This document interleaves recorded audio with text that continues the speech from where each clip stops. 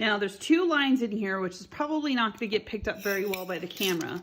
The lower line gives you 1 serving. The upper line gives you 2 servings. So I'm literally going to pour this up to the first line.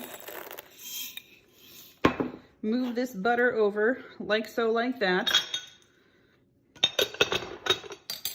And then I grab the top here and I am going to put the top on.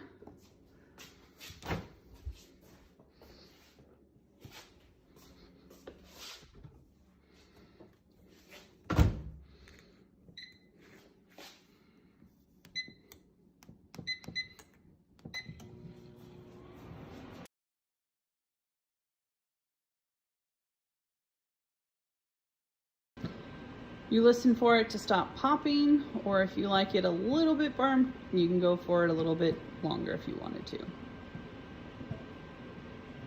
Okay, so with 42 seconds left, I'm going to stop it because it stopped popping.